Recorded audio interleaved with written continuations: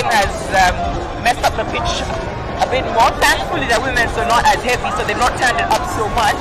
But it will be interesting to see which side adapts the quickest to the condition and makes the most out of this game. I know we'll address the lineup issues as soon as possible, but I want to bring out this key question right now. Robert Seguria has made the tough choice and he has put Philip Okorachi on the wing and he has given the 15th jersey to Adrian Casito. In your opinion, Helen, what do you think is going to change about the play for Uganda? We hardly see Philip in the 14th jersey. Now it's going to be first time his home is Chadona Rugby Club, and we're going to see him donning the 14th jersey on the wing, and someone we're not used to familiar at the 15th jersey is going to stay in that position. What do you have to say going into Uganda? What are our chances? Take into account Philip is that key player we rely on from the back. I think the coach made that decision because he wanted to accommodate both players on pitch at the same time. Casito would be strongest coming in from the back. He has an eye for the gaps. He can see spaces, create spaces, so it's a lot easier for him to operate from the back than as opposed to the wing. He can get involved in the game. Whereas Philip, he's bigger, and so if he's cut off on the wing, he can easily cut inside and use his size to set up the ball. So I guess that's what the coach is looking at. He wants to have a lethal combination there at the back. You have Masendi, who is a very strong tackler on the other wing, and he's got pace as well. So it'll be very interesting to see how the team responds to Casito creating and how Philip can link up with him. Because he's lethal from anywhere. You can throw him in at flank and he'll still be a nuisance on the pitch. So I believe it was solid to accommodate Casito, and I believe it will pay off. It will pay off for you. Just a quick question, Helen. How do you think, what do you make of Philip's tackling offense? His tackling is not the strongest. That one I will admit, yes. It is not the strongest. Whereas Casito is a very, very solid tackler.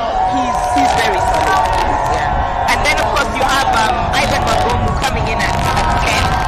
So he has that X factor, and when switched on, he can really, take the team forward. So we just have to hope today is the day where Ivan is switched on and ready to operate. Another thing, I know we're focusing too much on Uganda, but it's the home side. We'll come to Kolo in a minute. But I want to ask you something else. Kolo, you're very much familiar with the play of Michael Okorachi. Today he's going to play in an uncharacteristic position, number 12, to accommodate the young player Ian Munyani. What do you have to say Kenya's chances are going in, knowing that Okorachi is at 12 and yet is a very strong ball carrier? I think Michael being a number 12 is equally very, very dangerous. He's a very good ball carrier. He's good on defense. And looking at his opposite number 12, I think that's a very good move by Sogi to play him at number 12. It will be an interesting matchup, especially since that move was made also because Tyus got injured in the 7th last weekend. He's not at 100%.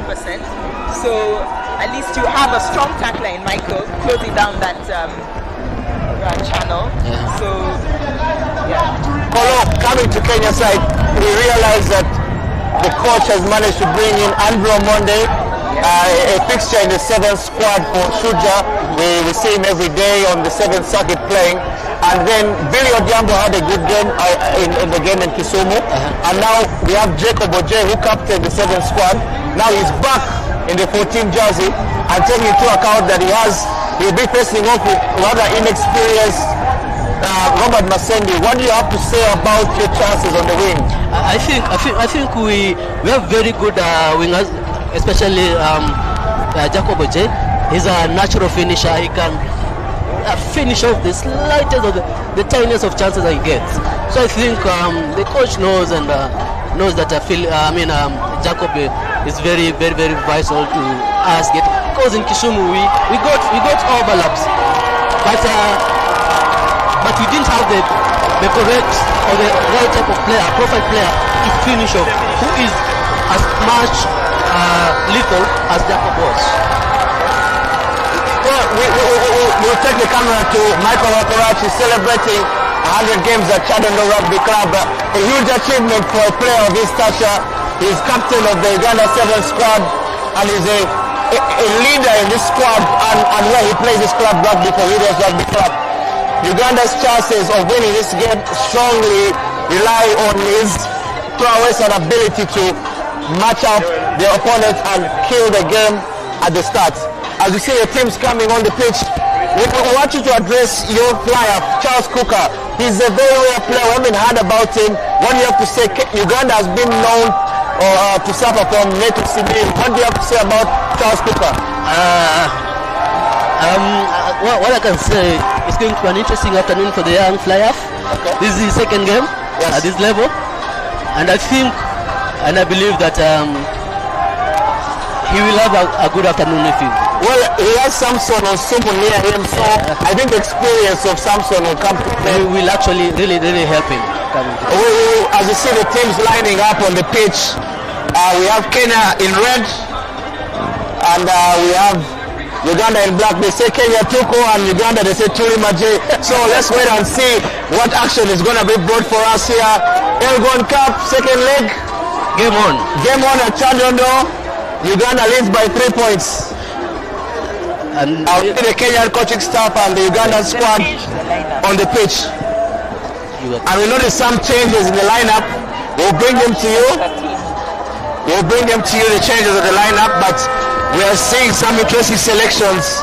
It seems the coaches are not sticking to the script. They're changing their players at the last minute. I think it's a little bit of mind games to play, taking into account the margin of 3 points that is on play at the moment.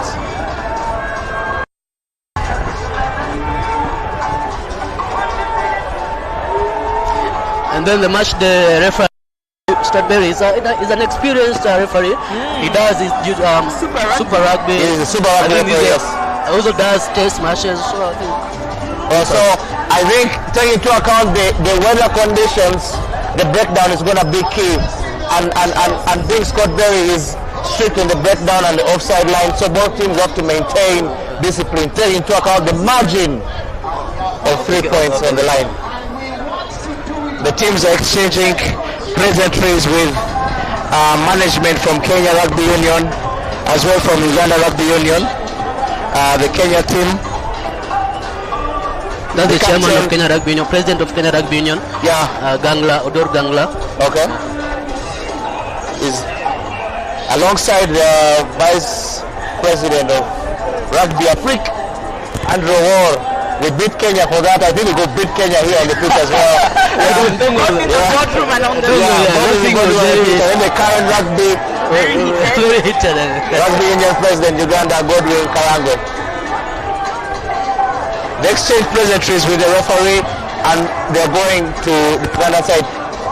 Kolo, coming to you, Kenya is always a favorite in Elgon Cup. How do you feel coming into this game? Don't you feel like underdogs taking to yes, exactly. On them and the ladies with Uganda? Yes. We feel that you are the underdogs today because we lost in Kisumu. Again, the squad does little to actually make or put out a strong case. So I think we're getting into this game slightly as underdogs, but you never know what underdogs. You've seen what Madagascar have been doing in teams in AFCON, in Egypt. Now, Helen, this way I address you. A team that takes a lead from Kenya may be a little complacent in decision making and play. What would you advise the Uganda rugby players at this moment to keep intact as they go into this final stretch of 80 minutes? use our forwards. We've got good, strong forwards. We tend to dominate the Kenyans in that area. So I think, especially with the conditions on pitch, we shouldn't get excited.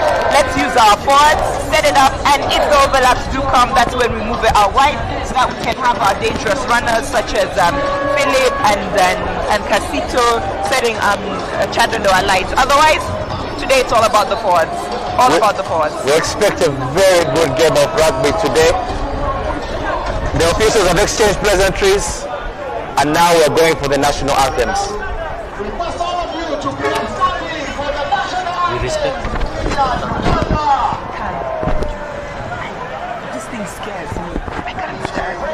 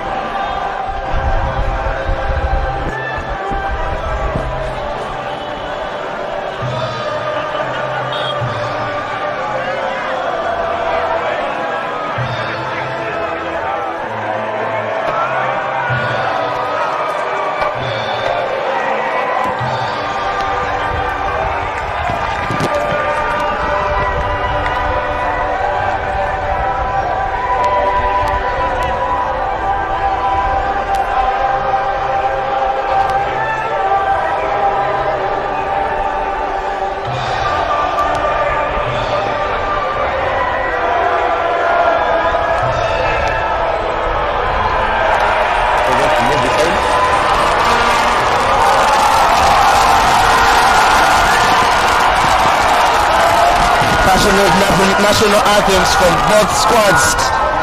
Now we're going to give the team news for today. Starting with Kenya Simbas, we have Oscar Simiu, Toby Francom, and Melvin Tariu in the front row. The second row, we have Malcolm Osando and Simon Muniafu. The back row has experienced Andrew Monde together with Akuri Monote and Musani Elkens. For the backs, we have Samson Osomu and Charles Cooker, Billy Odhiambo, Jacob J and Odhiambo to the back three, and the center pairing of Johnston Mangao and Peter Kilonzo. We have a moment of silence. Whistle to whistle, wait for the referee to go.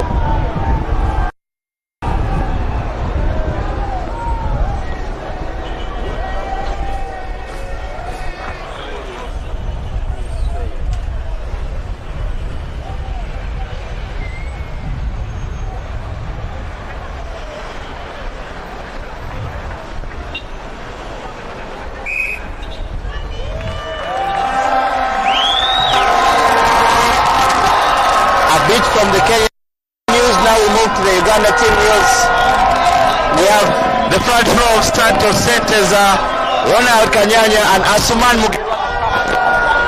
Second row of Charles Uhuru and Robert Asiko, Michael Sawa and Elfia Somong.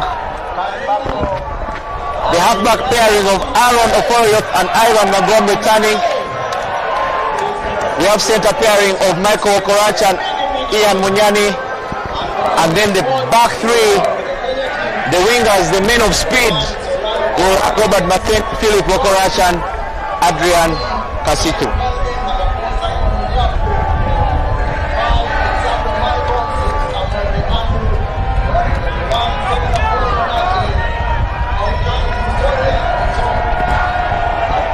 From a communication from the team desk of Uganda, we realized that Pius Ogena is going to be having the 6th jersey, Blank State Bank. And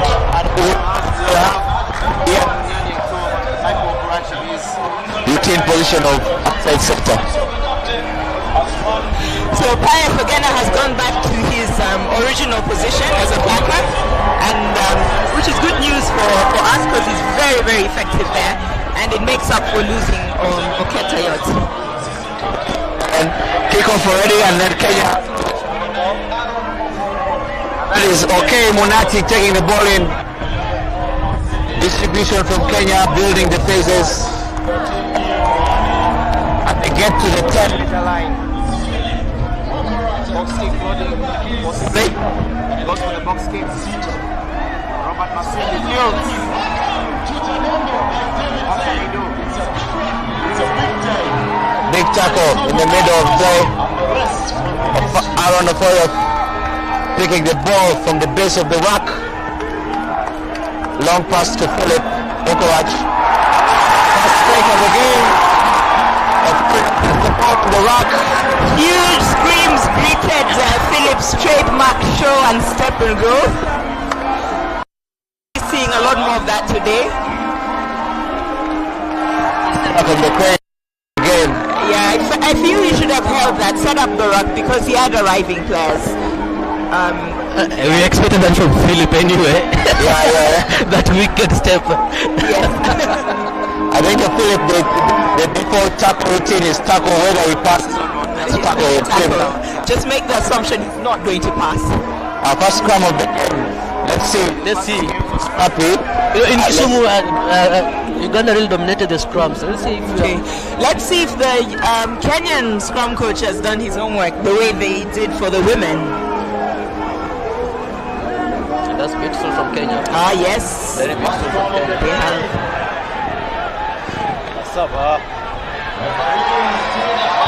So there is arm out. Advantage for Kenya. Advantage over.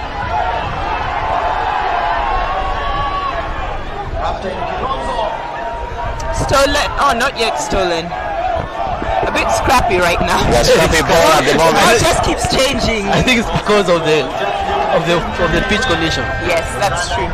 There's still a lot of water on the right hand side of the pitch. And Kenya enters the 22 of Uganda. Let's see what will happen.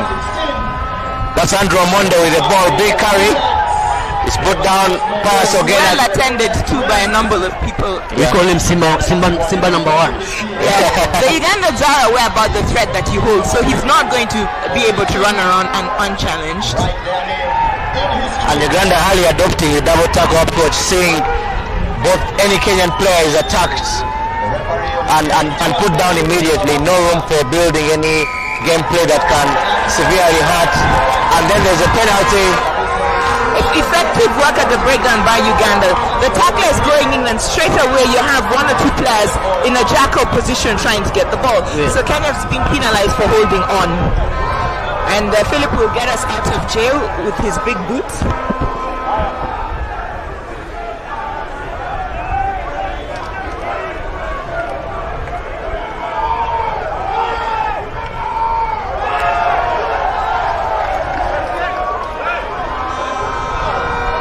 Early play, and it takes us to the halfway line. Let's see what move the Ugandans will pull in that lineouts. Yeah, we struggled in the lineouts in Kisumu, so don't know if that has been sorted out. Beautiful. Well taken, beautiful. Very well taken. A little bit high there. Looked suspiciously high, but the ref is happy with it, so play will continue. Michael in his trademark position. It's powerful. Yeah. Powerful carry by Michael. Watch there. Fending off the Kenyan defender. Kenyans off the feet the breakdown, so Ugandans do have a penalty. They've been taken about 5 meters back from the first lane line. Yes, and the referee calls it. Kenyans were all over. I don't know if it's the ground, but they were off the feet at that run. Yeah. It's very slippery and muddy that side.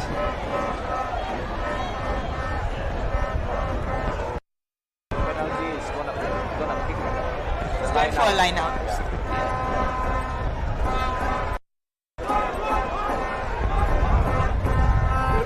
I think he knows that ball from way back. Oh, Doesn't find I missed it. the ball is the pass. And Kenya as well don't find that. So Game on. Here we are with Casito. And Philip. Ivan Mabel. Michael on the right. Paris well. Early statement from him. Let me ask you. I think Philip is playing. Michael is playing outside center. Probably. I've seen him on the outside of Ian. Yes, he's playing 13. Touch him. Yeah. So he didn't. They switched the lineup from what was originally. Yeah. So Ian is 12, then he's 13, then Pius, instead of being on the bench, he's playing. But He was training on his own this week. I think And first error by Pius again gives scrum to Kenya.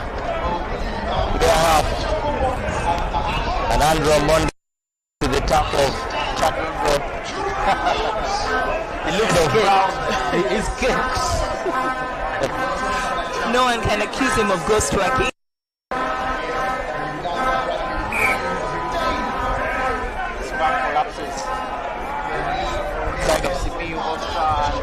After rack up Uganda gets a little bit of tough in its face as well.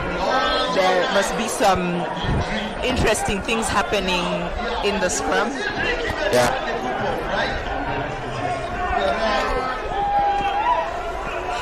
It's always said that the props have some dark arts that they practice. Yes. So there was something going on the left side of the scrum. Again, but it's at the back, so the referee lets it play on. Switch in the middle and Again, that looked suspiciously high, but the referee has let it go. Kenya. He actually didn't let it go. He didn't let it go. Called back. Yeah. But he didn't even. Yeah, he didn't indicate that he was playing an advantage.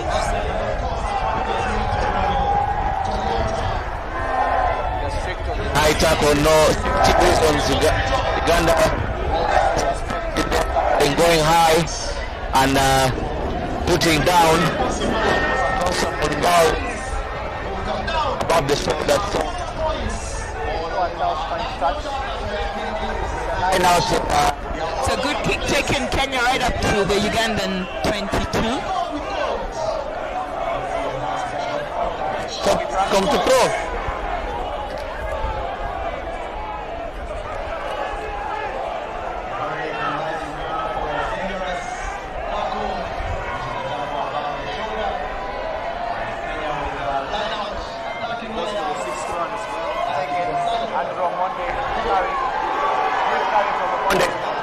Again, he's well attended by a number of Ugandan players.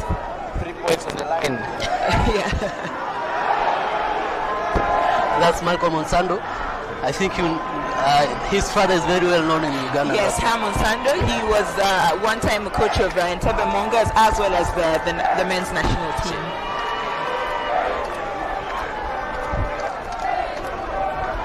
To the right. That's Kilos. Oh, he loses the ball. Uganda 5. And it's a knock-on. Knock on by Out of jail for Uganda.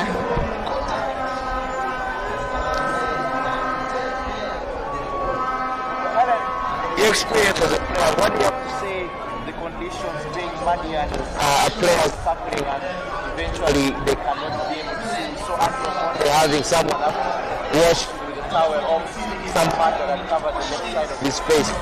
Does that really affect The players during play. Yes, it does. I've played multiple times at Chadondo in such conditions, and it's a nightmare. Once the mud gets into your eyes, it's very hard for you to actually continue playing. So if you don't have water brought to you very fast on the side, it's a problem. And there was Among with a huge carry. Carry with a fan to our It number. looks like he's going to continue his Kisumu form here. And Uganda cleared their lines through Philip Wakorach. Again, this is the exit strategy that the women should have used.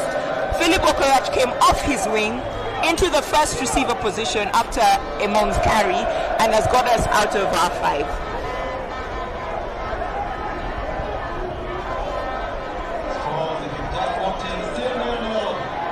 There is play from Uganda. Franco Tori line out. Again, well taken by Kenya, and they've chosen to more. These wet conditions, more defense is going to be key for Uganda. Very, very key. Very key For both teams. for both teams, but Uganda seems to be They have getting the started the upper ball. hand of this maul. So Kenya's had to exit that ball very fast. Yep. Left field. some players who's going to clear that ball? Once it's forced to carry.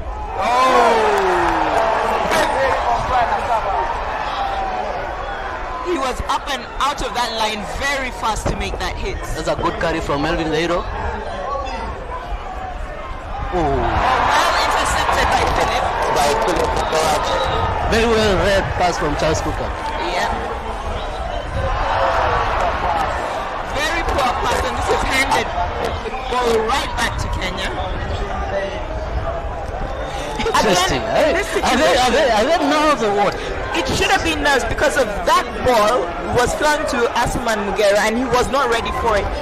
It seems like he was more coming to ruck, To secure the to round. secure the ruck and stabilize things. Then perhaps the ball is swung back so that it can be, like the lines can be cleared. But here was there seemed to be some sort of miscommunication. I think they thought Asuman wanted to run a hard line and carry that ball, which was risky. More pressure on Uganda at the moment, but injury break. We have Peter Kilonzo down with his thigh muscles, and the team's getting deserved water break. Roughly 15 minutes into the game. What are the key takeaways you have right now? Best on the pitch. What are the key takeaways you have right now? From what I see, we're still not playing to our strengths as the Ugandan team. We've not settled into this game. It seems Kenya has settled a lot faster than we have, and they have the upper hand at the moment. We've been the Ugandan half for the last actually 15 minutes. Yeah. Pretty much from the start of the game. We're yet to enter the Kenyan territory or to make any serious gains.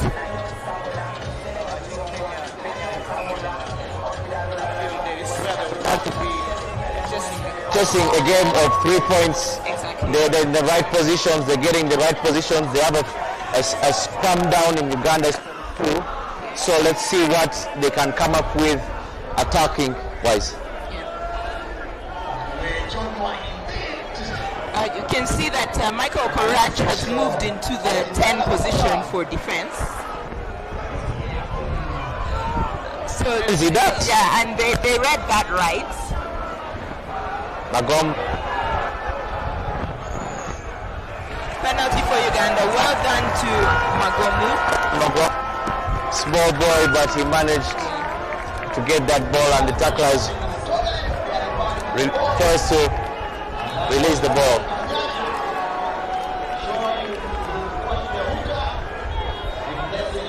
Just analysis. Do you think that's a part of distance as opposed to this side? Whereas I think that's more comfortable for him. oh, it's a big boot there he has. Yeah, because as a right footer, it's easier to swing that side than to swing this side. So the distance may be shorter, but the angle is easier. So he'd probably gain a lot more than if he tried to kick this side.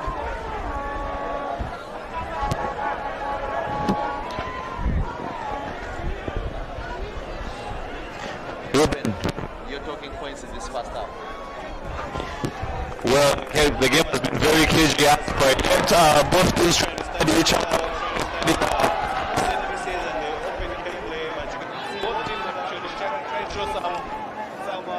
Of what they want to do. Luckily, maybe the Kenyan defense and their offense has kept Uganda in its own half, but the Ugandans are very patient and very organized, and I think they can be able to do better. And that's being thrown. Yeah, it's a derby. It's a very big game, and we expect Monday.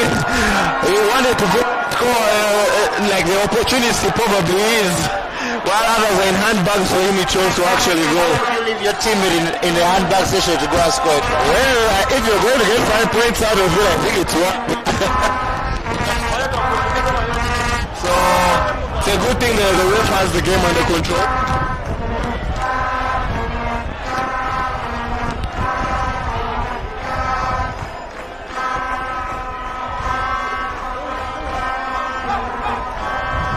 And Kenya kick for the penalty, kick for touch. Inside the Uganda 22 meter area. We could say in terms of possession must be like 55 to Kenya and 45 to Uganda. They are camping a lot in the Ugandan half. Something that hurt their earlier counterparts, the Lady Cranes, and they really need to change that dynamic.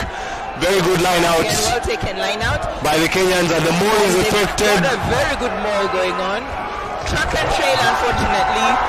Very, very good strategy. Risky sometimes when the ref doesn't actually give it your way, but this time the ref is actually very, very attentive. They did not contest the maul, so it's a penalty to Uganda. So Uganda is going for the line out again. Philip found touch beautifully last time. Unfortunately, we lost the line out. Kenya stole that line out. So we hope that this time round we can sort our line out. Kenya's missed touch.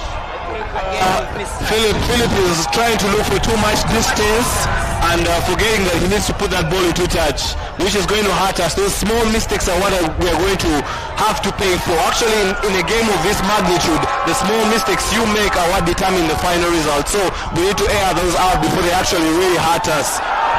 And Kenya with another of their small mistakes, a miss pass that's not accurate, and it kills what was a very, very good attack of him. Line out advantage to Uganda.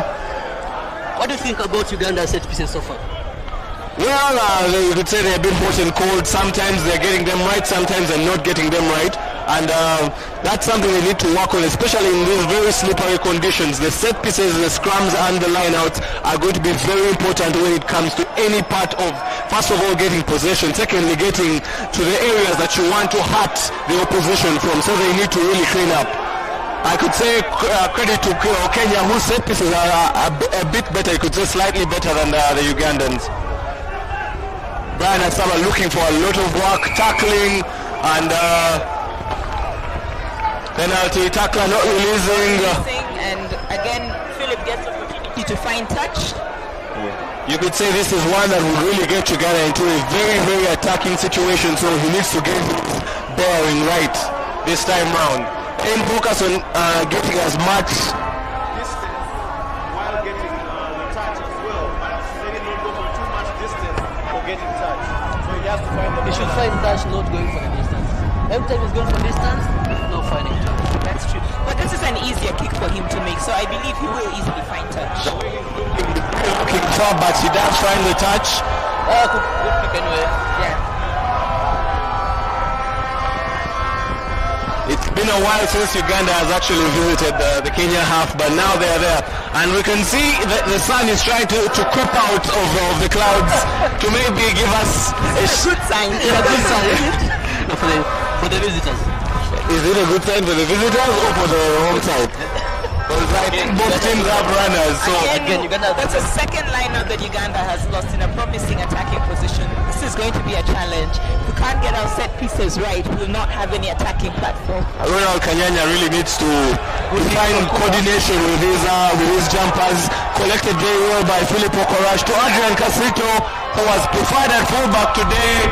The kick was a bit off the skew, but was collected very well by the Kenyans. It's a bit of a kicking contest. Michael Okorash collecting, beating one, beating two. That is why you want Michael Okorash to have the ball. Ball in hand, he is a very big threat and showing why he has actually been a long-serving servant with this national side. Absolutely. Definitely. He's got the crowd on their feet screaming. Ivan Magomo looking for the chip kick, maybe the communication. Kick. Jacob Ojei misread it, but he is lucky that the ball actually just won't touch. Otherwise, Philip was just collect and going for the try, but the ball had already won't touch. Very good kick nonetheless from Ivan Magomo. I think he was a bit unlucky. If the pitch had been drier, the ball probably would have bounced up a bit more. But in this case, the ball like sort of had a low bounce to it, so Philip wasn't able to collect it. Yeah, I totally agree with that. I think the slippery ball is also having something to do with the line out. The throwers are maybe not getting to full accuracy because of the greasy ball.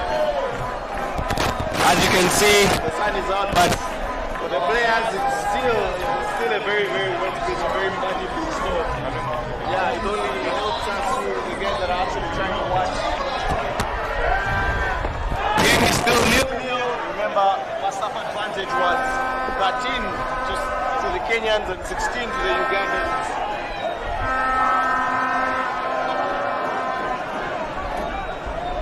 Polo, maybe you have something to tell us about the Kenyan side. What do you think they have done right and what do you think they have not done right from your perspective? From the pretty much you're talking about Uganda's dominance in the forwards, but I think the Kenyans have really matched up on the. Is that an early substitution? I see Captain Chilago coming in for Oscar Sarah. Ali substitution, that is Silako coming on, shot number 18. I wonder if that was a tactical or an injury and forced substitution. Yeah, yet to get the communication. We shall be telling you what exactly happened. That's Elkins, the Sonia, wearing shot number 8 today, carries in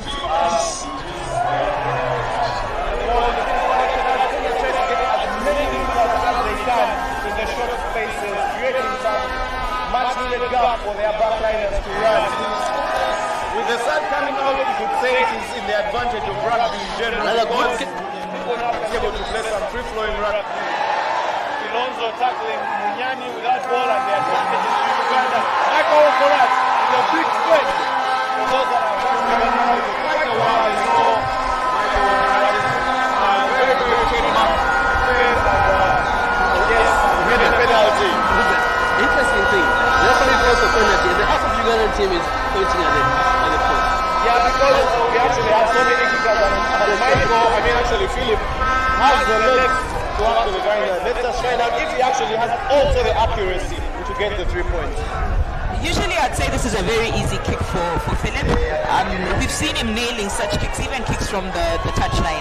I don't know if he has settled enough into the game or if today his kicking boots are on, but I'd put my money on him bagging this one. Yeah, you could say that since it's on the other side of the pitch for a right footer, he can be able to curl back in if he uses the right technique. So yeah, he has the advantage to actually put it in.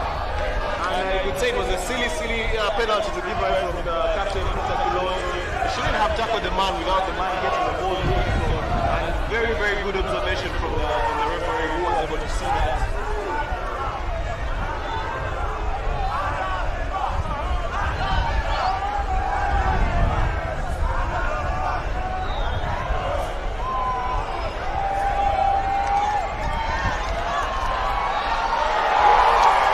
He's missed it. Just to the left of the posts.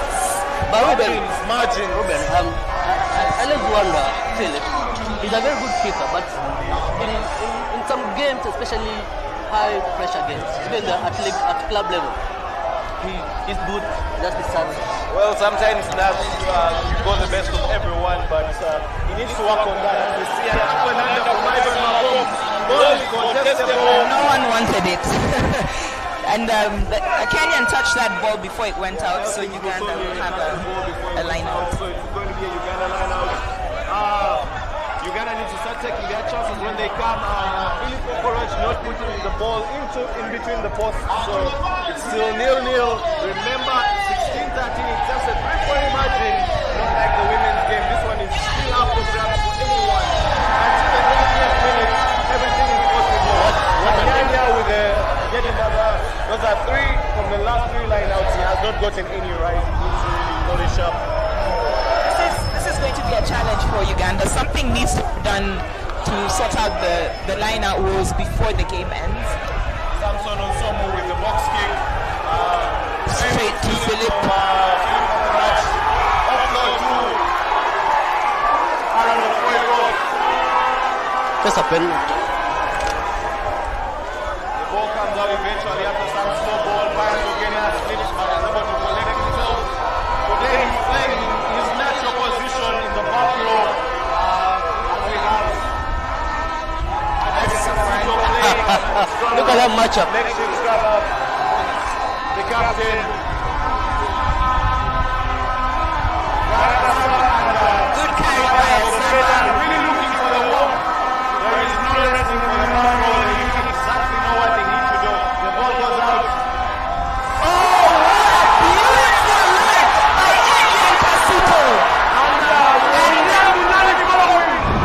The ball was slapped back by Kenyan and the chase was still on, but we had a Kenyan get into it before. Very good out of the box improvisation from Ivan Magomo. You could see that Mujani was waiting for the kick, but something he wanted to pass. But then he was able to come into the back in, which Adrian Casido was able to grab and find the gap. That is the threat that Adrian Casido has. Just you can see from the first game, Adrian Casido scored from the back because of his awareness to exploit such small gaps. Adrian Casido playing at the makeshift 9 now. Uhuru fending off one, but the tackle is solid from the Kenyans. Now Aaron Okwero back, and it is a reverse move. Shot number 8 Uganda. The ball comes out, and he finds Aaron Okwero. Too much power on the ball. It was good thinking, but he was not able to calculate his boot. So we are back this side. It was actually a blood bin for the earlier substitution, so I think Curtis Linapo will have to go back to the bench, and Oscar Simiyu is going to come back very heavily bandaged.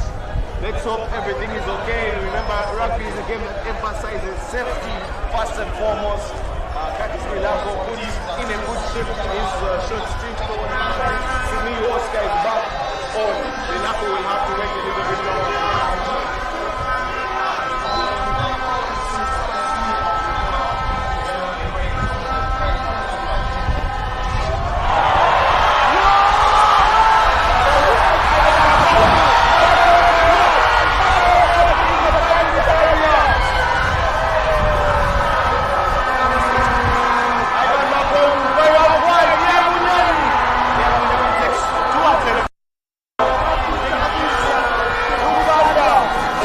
on the 5.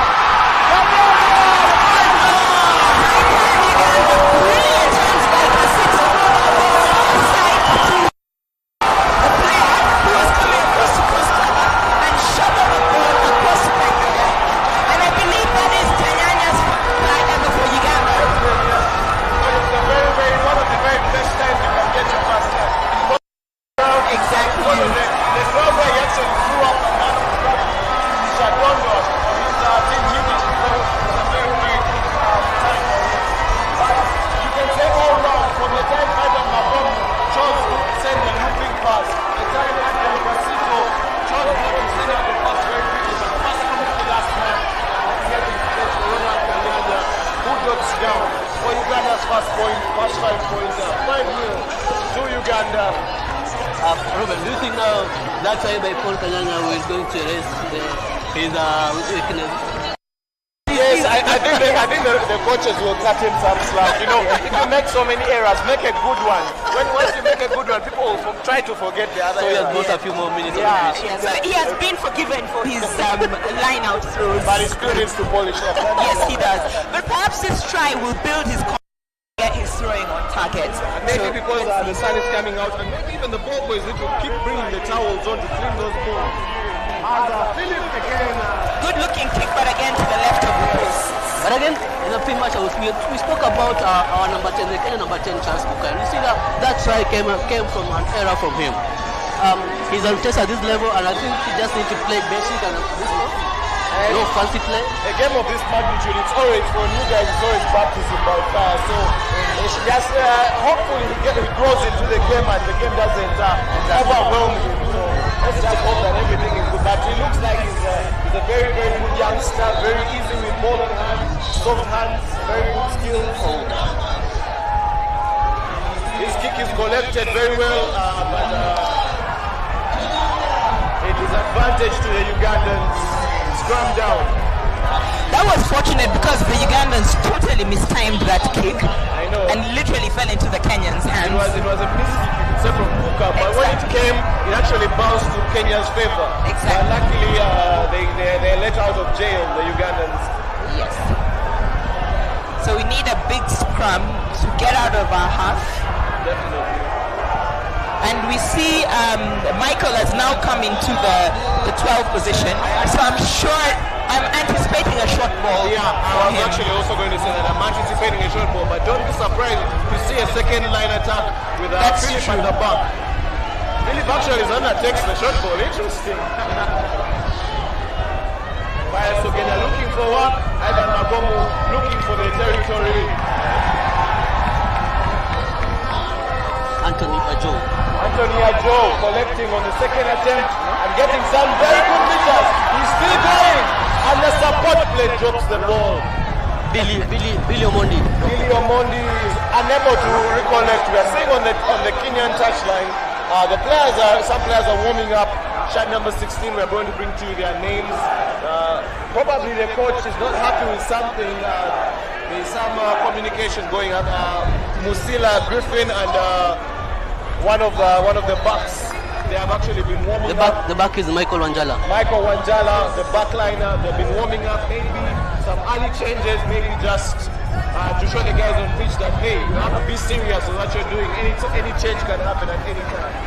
But as we speak, Uganda is in the advantage. 5-0, tried by Ronald Kanyanya, conversion was unsuccessful. By Philip Wokoraj, Stefan collects. And he was well marshaled this time, so he wasn't able to get any ground, but he did manage to get the ball away. And Sapopoje versus Philip Wokoraj, helped by Ian Munyani. Very good tackle.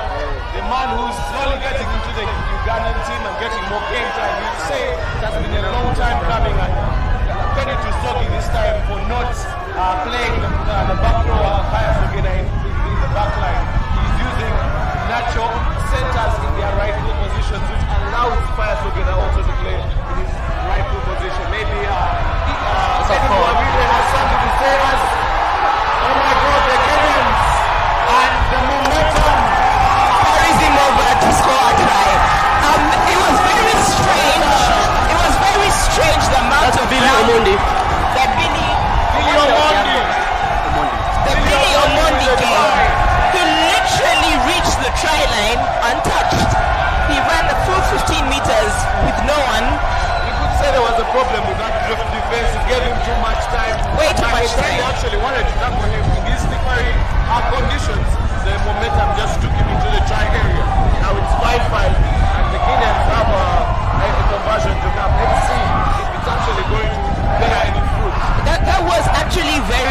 disappointing. I think that the defense just were not sure. It was like they were confused. I think that quick ball out to the side. Yeah, it Totally got got them them off. napping, and they just stopped. They were like totally flat-footed, and by the time they reacted, they were just too late. Billy Omondi had gained too much momentum, too much ground, and he just slid over the try line to The score. team of Kenya's threat, you cannot afford to give them so much space. Because that try came out of literally something that could have been avoided. Jacob Oje with the kicking responsibilities today. Chadondo not trying to make it easier for him. Let's say, yes, clearly the Shot. 16th man has done their role. So yes, 5-5. And the game is very tight, as an Elgon Cup tie should be. Edwin, what do you have to tell us about the game so far?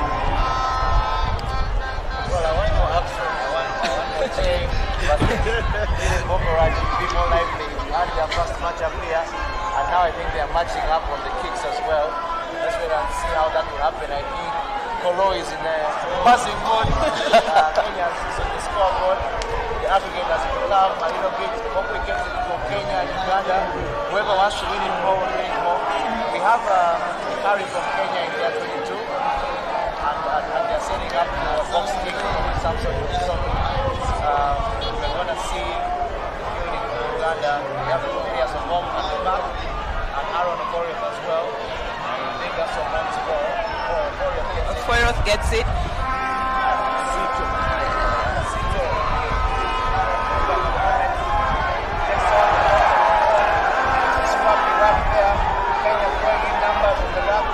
Turnover ball.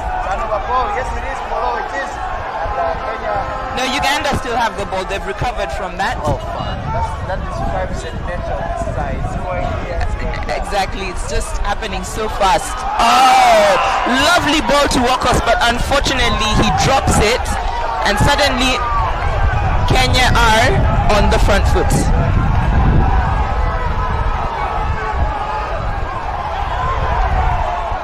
Kuka with the distribution. The Kenyans trying to get as many meters as they can, The sucking referee in the is Uganda advantage. defense. Elkins Musonye with a knock-on, but it was offside from the Ugandan defense, so it's a penalty, a very kickable penalty, you should say. But as Jacob Oje fancy it, that is the question.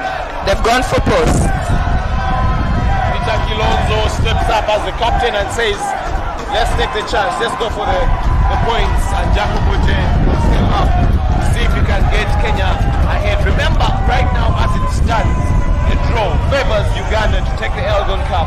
Anything beyond 3 points for Kenya will give them the advantage. Remember, the first leg was 16 to Uganda, 13 to Kenya. So all the points you get are crucial in this game, and the defense is even more important. It's interesting that Jacopo J was down to play, I believe, 11 initially.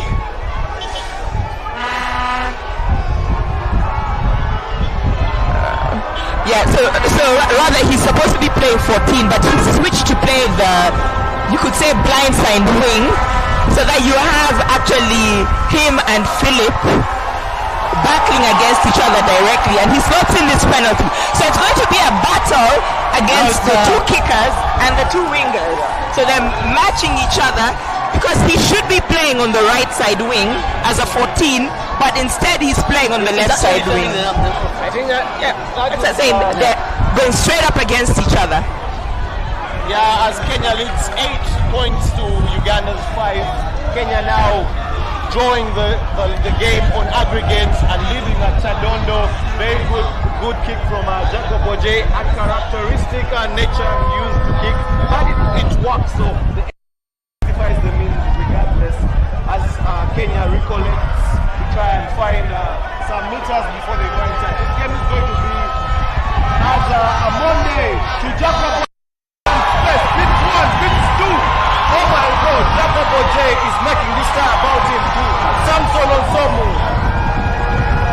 And it is Simil Oscar carrying the ball. Very good defense from the Ugandans. Slow ball now. Onsomu taking his time. Trying to organize. Kuka trying to find a kick, but doesn't get the execution he needs. But Onsomu regathers. Onsomu looking for support. But the slippery ball is not permitting good ball in hand kind of contact.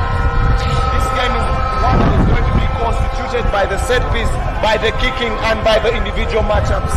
Not forgetting, any chance you get to take the points, you need to take them, and you need to hope that your kicker is at his absolute best. Ruben, I just think Kenya right now have a better team in broken play. They are really getting the Ugandan defense on back foot whenever the ball there's a broken play. So I think the Uganda need to have a tighter defense if they need to. That is true. The Uganda defense doesn't seem to be quite working together. There's so many mismatches that the Kenyans seem to be finding. They're finding them at will, which is quite frightening.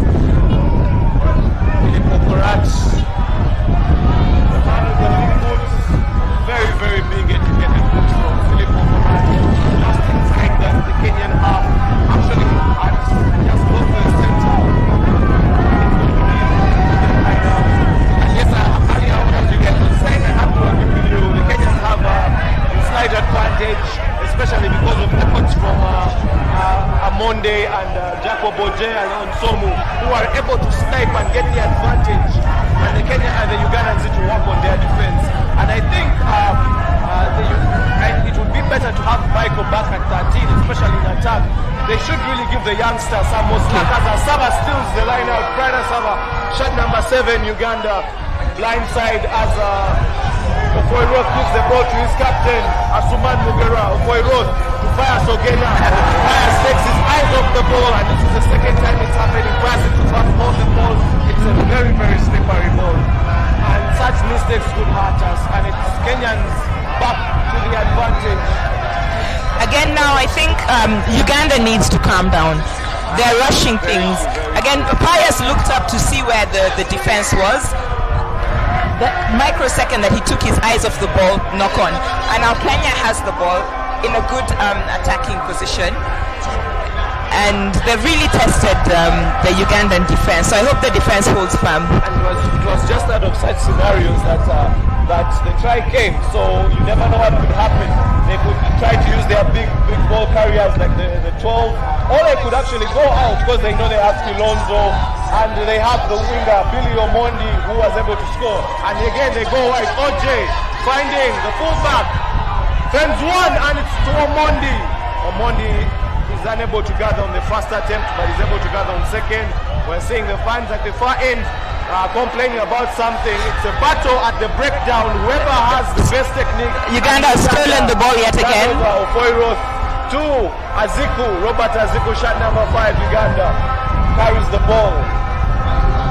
To Ivan Magomu, looking for the touch, looking for the territory. And it's what a beautiful kick. One of the reasons why Ivan Magomu had to come back for this time, because he understands the kicking game very well. He found the space and he made touch. So it's a Kenyan line-out, but in a position where they're under pressure. The line-out is right on the 22. As we saw from the previous line-out, anything can happen. Brian Saba stole a Kenyan line-out, and yet again, the Kenyans have the advantage, but it is in the Kenyan half. So you can say Kenya has the pressure. But very good awareness from Ivan Magomu.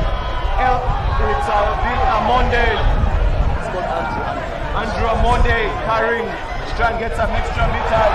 Quick hands there. Pressure on Kenya made them throw a loose ball back, but they've recovered. But Uganda is really hassling Kenya at the breakdowns, and they're doing a good job at destabilizing the Kenyans. And they've won a scrum. Uganda in the advantage. I was actually about to mention, looking at the Ugandan back three, there seems to be a sort of tactical turnover ball again. Yep. Uganda's work at the breakdown is just brilliant. They're getting enough bodies over there. Penalty Uganda. Penalty advantage to Uganda, and the referee comes back. But it's brilliant the way the Ugandans are making work very hard for the Kenyans at the breakdown. I think I've counted 5 turnovers at the Rucks in this game so far. And a lot of them have been either when Kenya's in a good attacking position or when they're trying to exit from. Interesting call there. Uganda have chosen to go for a scrum from that penalty. they are not 100% confident in their line-out, so the scrum is the smartest option at this point. And when you have a scrum, you tie up a lot of numbers. So, and I think from what I can see, they're going to bring Philip somewhere in this move. And I think it's a brave call, and it's early enough to make such brave calls. You don't really have to rush into going for the points. So they can get the scrum and they can actually attack and try and get the 5-pointer. So it's a very, very good opportunity for them to actually run in a much drier part of the pitch. One is to also add Ivan Magom with the ball. Shot ball to Philip. Has actually been using a lot of shot balls. Unfortunately, he collided straight into his own player, into Ian Munyani. And it's half time. Kenya leading 8 points to Uganda's 5. A penalty and a try for Kenya, and just a solo try for Uganda. Thank you for giving it, Kratos, as the Kenyans still have the slight advantage and join on aggregate in the second leg tie of the Elgon Cup at Chadondo Rugby Grounds. Are we having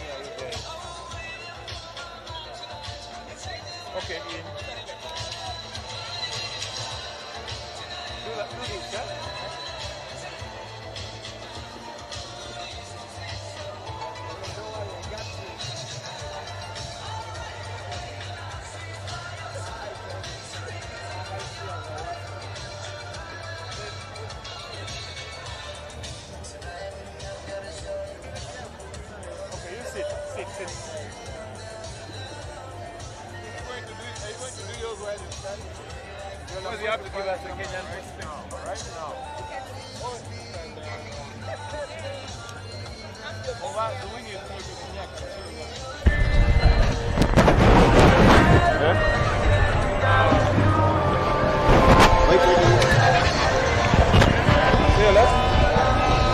Now you need a mic. Now you guys can do. I think I'll chill since you guys have mics. Come on, sit. Your body box on.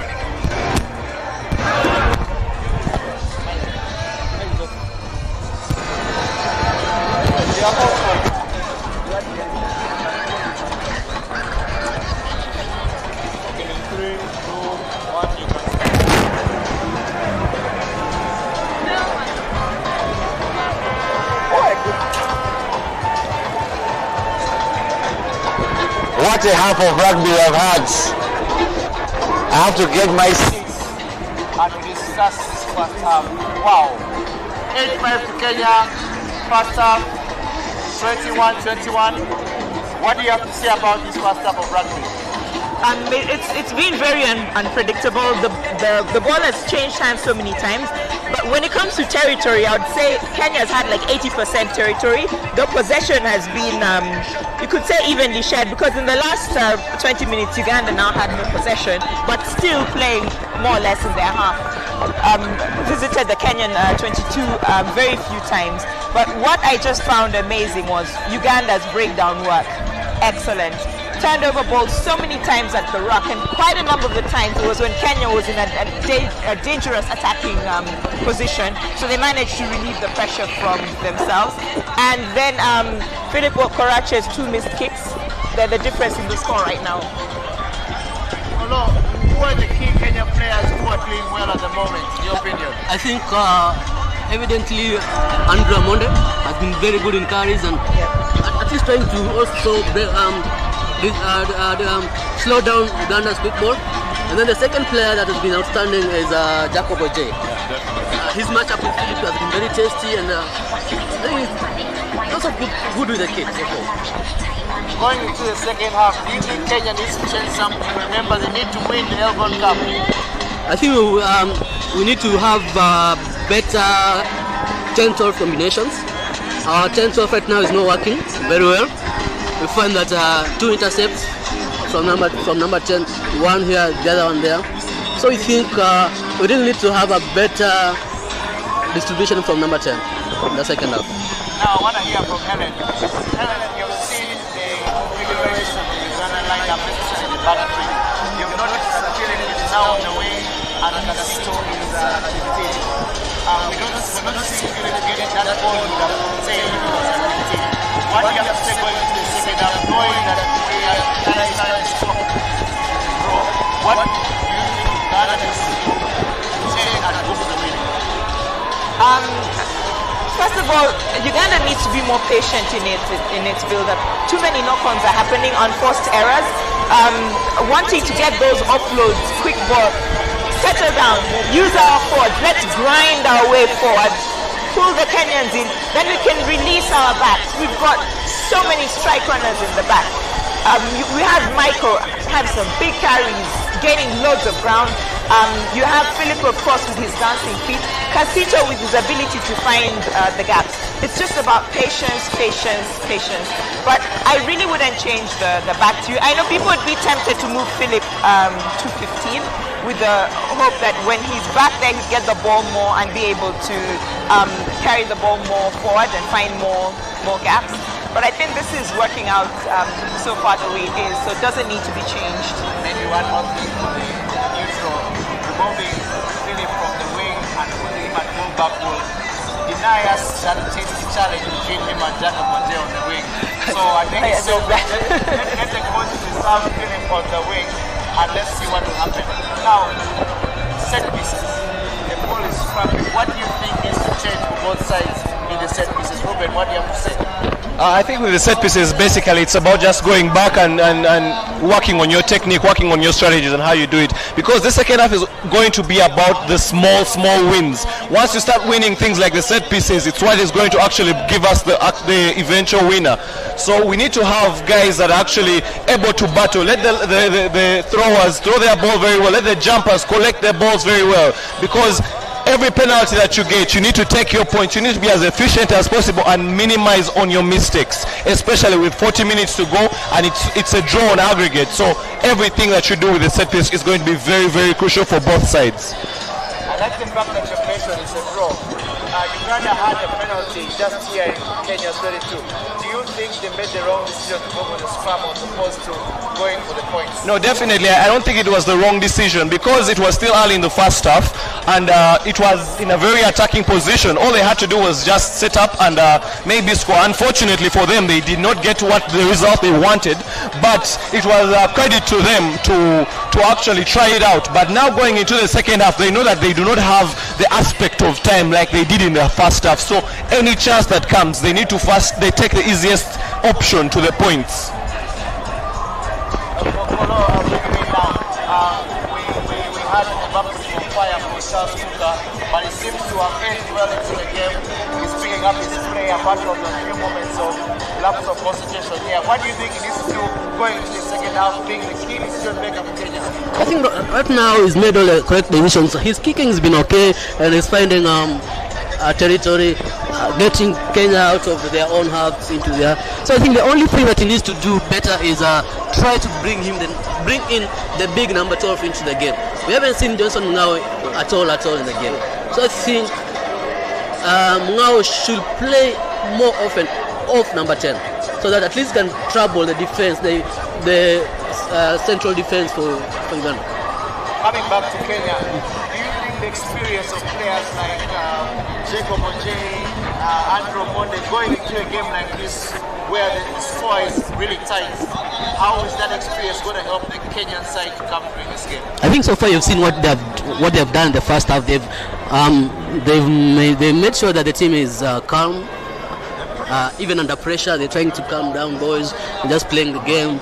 Just if you compare the way we played in Kisumu here, we're playing more composed, calm, and patient game because of the experienced players coming in. 50 minutes into the game, who would you think would change the Kenyan game and bring the Elgon Cup home? Looking at the bench, I think probably Curtis Lilako when he comes in. He's a strong scrummager. He's a very good player. So when he comes in, he's going to put some steel on the front row. Now, swinging back to Uganda, what do you think needs to be done in the second half? What do you think we can bring on to try and change this game and bring the trophy home? Well, basically, it's a very muddy ground, so it's more of a forward-oriented game. So our forwards need to get their rhythm together. They need to control the game. They are actually going to win us this game as Uganda. So every forward that's coming off the bench ideally needs to put in a shift. They need to bring the ascendancy back to Uganda, and once that's done, they can give the backs a platform to play. Once the forwards are giving them that platform, you know Uganda's backs. They will always bring the best out of every situation. The teams are back on the field. What do you think about Ronald Kanyanya's performance in the first half? Well, Ronald Kanyanya, you could say it was a bit of a topsy-turvy kind of situation because he first had he had a good game starting, carrying some balls well, tackling well, but then again his lineouts were a bit shaky, losing 3 consecutive lineouts. Then he scored the try and made us forget all that. So it's 50-50. Let's just hope that it's more on the good side in the second half. Well, there's Joseph Katimo on the bench. Do you think he will bring him on late in the game, his first Ugandan game? Yeah, definitely, because in the front row it's very unlikely for a front row player to last an entire 80 minutes because of the kind of intensity that's in the front row. So Kajimun definitely has to come on. We just hope that the fact that he's actually played a lot more in Kenya, he has more exposure and playing with these young lads from Kenya. So maybe his familiarity with them will bring a better impact in that hooker position. Well, we have very many players who play their trade in Kenya. We hope that experience can come into play. Let's just wait for the second half. Kenya walking into the league, and as the referee wins, Uganda seems ready. Kenya coming out of the coolers. Let's wait and see what they have for us in the second half. Yeah, definitely.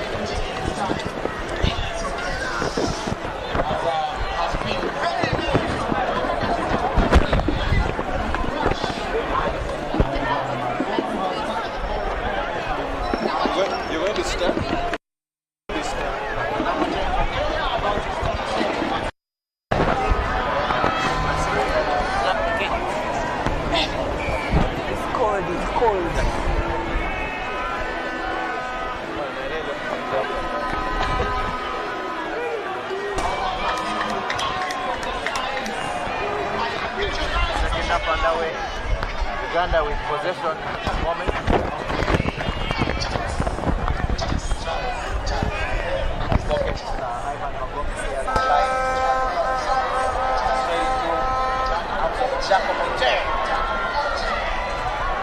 It's one. Put down and well done for the wrap. Tossing on the carry from Kenya.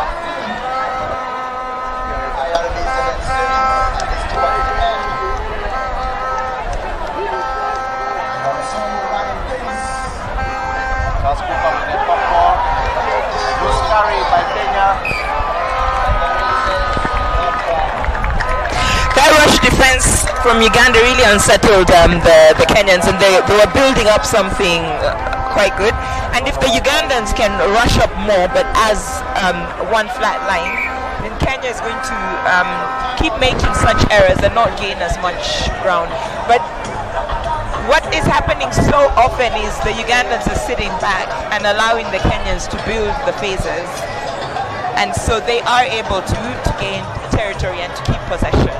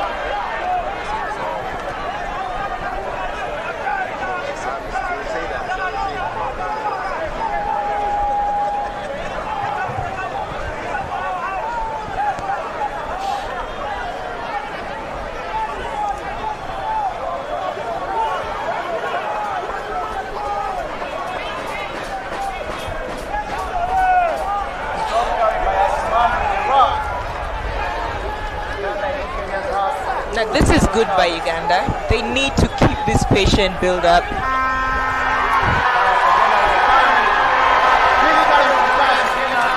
Wrapped up 3 Kenyans in that tackle. Uganda have come out of the shades very hard.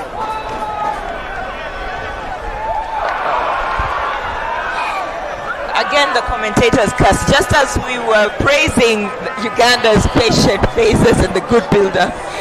A knock on.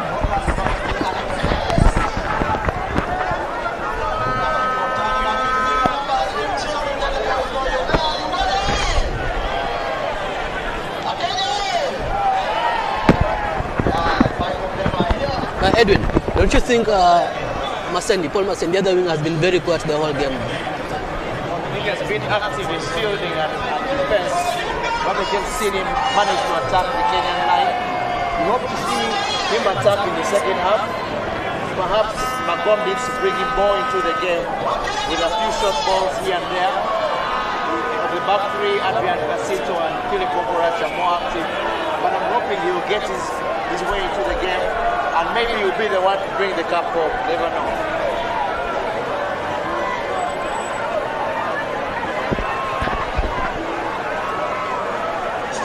Medical break.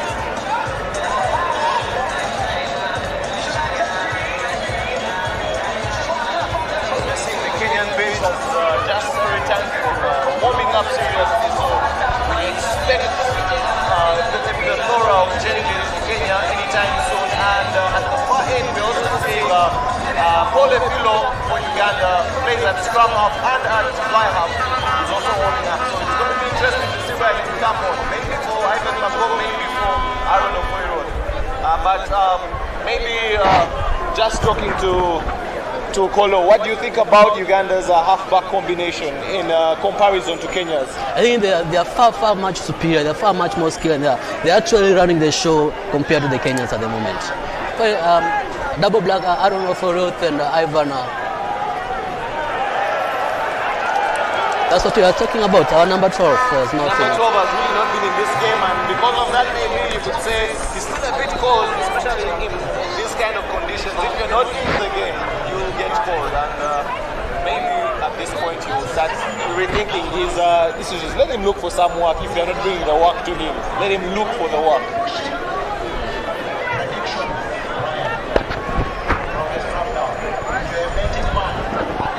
Uganda.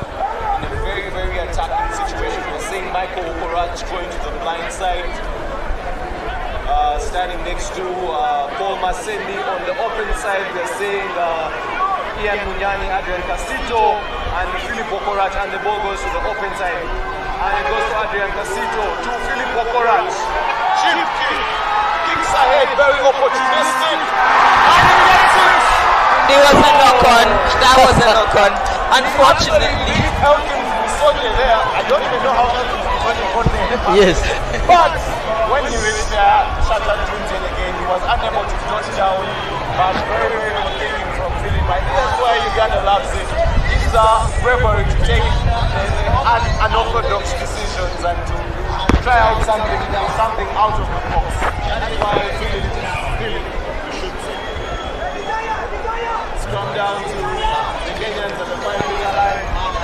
And Robert Sevilla calls over Isaiah Ayera. Looks like Ian will be off. Michael Okorach is signaling to the bench that there's a player who seems like he cannot continue. That's Ian Munyani. That's Ian Munyani.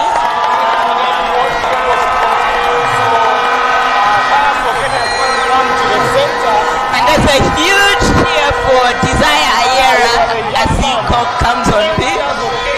That's his debut, right?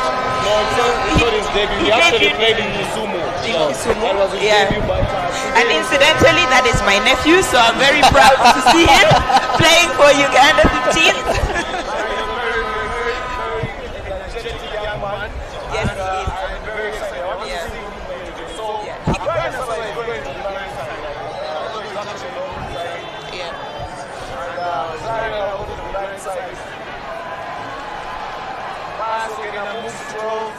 Michael goes to his natural position. tries to clear the line, Kuka waits for the ball, and on rushing, Uganda defense is unable to prevent Kuka from clearing his lines. And it's a line out to Uganda just outside the 20 area. Uganda still in Kenya half, but at least Kenya gets us really space.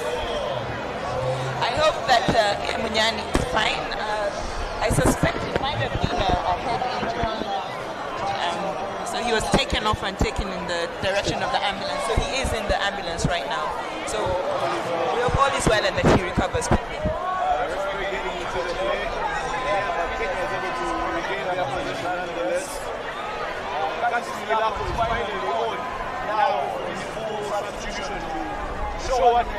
For Melvin Dairo, I think he went off because he was injured. For Curtis Lilako.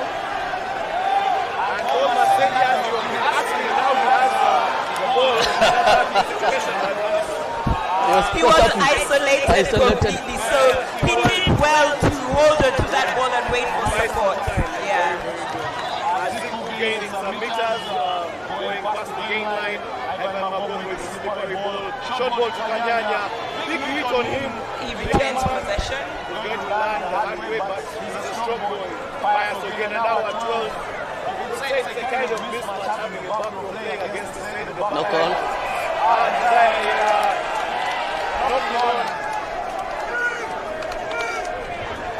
Good save on the low pass. So you can't snap, but at this level, you need to find a way to get the ball. Possession of your team is key.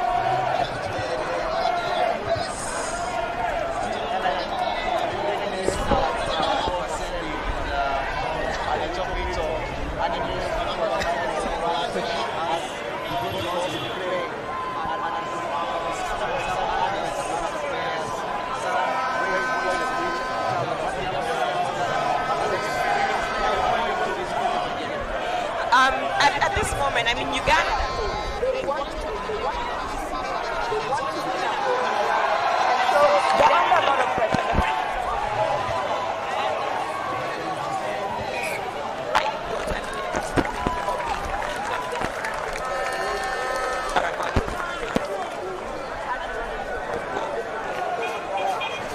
Support King, and he did very well too. What do you think Kenya can do to utilize from this unrest and uncertainty from the rugby friends? I think right now we just need to be clinical and just capitalize on the inhibition by the Ugandan backline. Most of the time they're being caught up in possession and don't know what to do, right? You see, we're making changes. We're getting a back row in. That's Fidel Low coming in.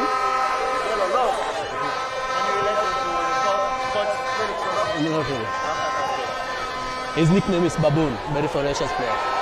Every rugby player needs it. Baboon. Once again, he's found space.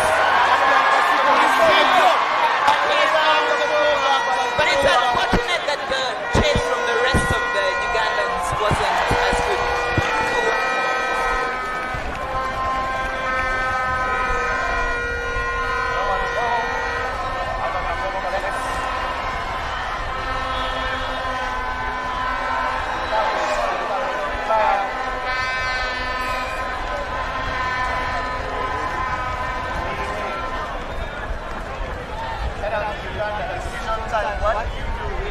They're going for, of course, they're going Line-outs. for the line-outs. The player that Kasito tackled from the back is still on. I believe he landed on the ball. So receiving some medical attention. So we have a medical break at present.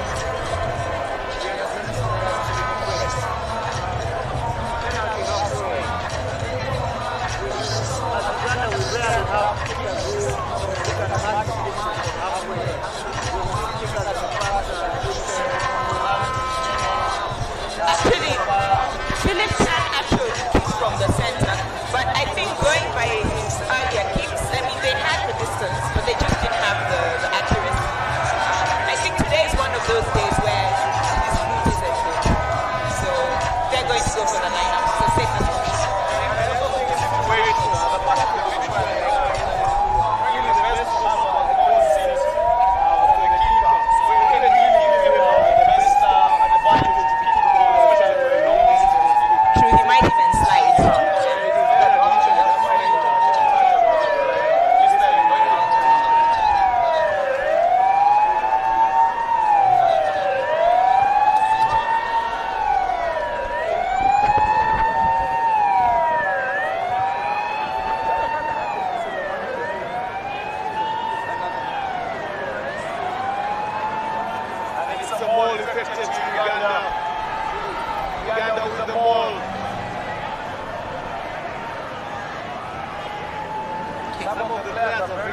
but I didn't tell which team they belong to. Short ball, and it is the prop. And he loses the ball in contact. They are attempting corner, and the Lupa, but is unable to get the ball. Kenya with the advantage, Lupa with the ball, looking for some touch. Adrian Casito, the ball is bouncing in a very deep manner because of the fixation. Adrian Casito! Elusive! Very elusive player. Who was in St. Mary's College.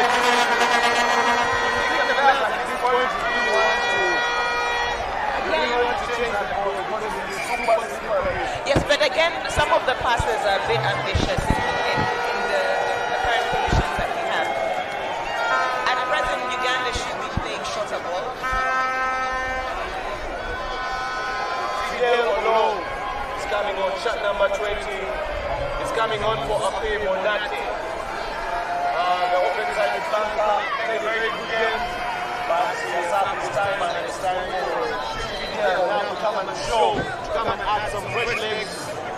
So Chivumbi. So Chivumbi is coming on for Uganda as well. Sancho Seneza is going to come off. I think this is actually a very good change for Uganda. An excellent move. Saul is a very good scrummager and he has very good ball carrying abilities as well. And he has a good work rate as well. And the fact that he's actually now flying straight in Kenya for Impala Saracens, he will be more familiar and not really faced by the Kenyan counterparts. dear. Scrum is not in our favor more.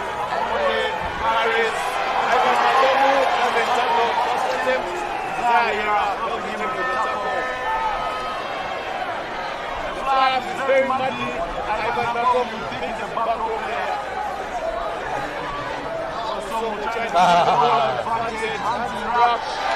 What a lovely no-look pass. Such skill that you should be seeing from a fly half.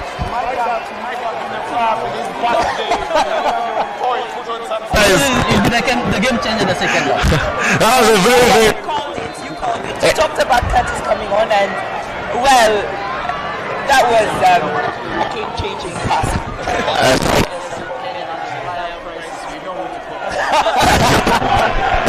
And Kenya has a habit of having very, very big fly halves. They've had, what's his name? He plays for Harlequins, I think. Isaac. Yes, Isaac Adimo. We may find out Curtis Lako in the set. This is a very easy kick for... Yes, and Uganda needs to do something and something fast. We need to get points on board. Or this Elgon Cup might just run away with the Kenyans.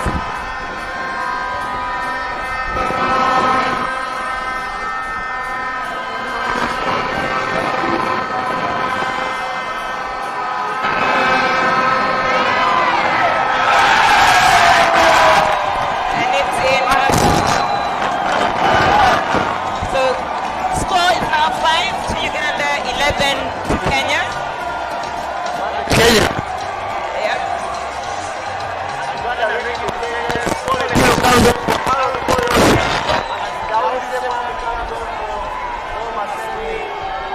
Samuel is another Kenyan best player at Harlequins.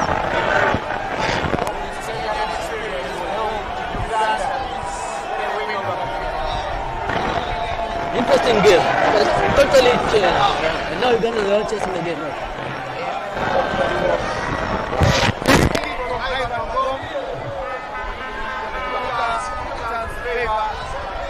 Fails to find touch. Among Clapsy with his foot, showing us some footballing skills.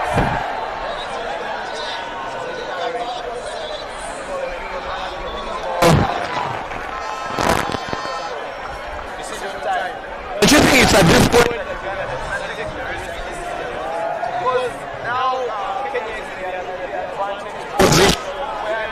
On aggregate, so as Brother Sama tries to argue something out with the referee, but you think Philip Okoracho should give it a go? Yes. Seems that they heard you because they are going for it. I Asuman Mogera didn't want to have anything like a line out at that point. He pointed to the, he was like, if I'm not taking it, I'll take it, but let's go for points. Because right now, any points you get are very important as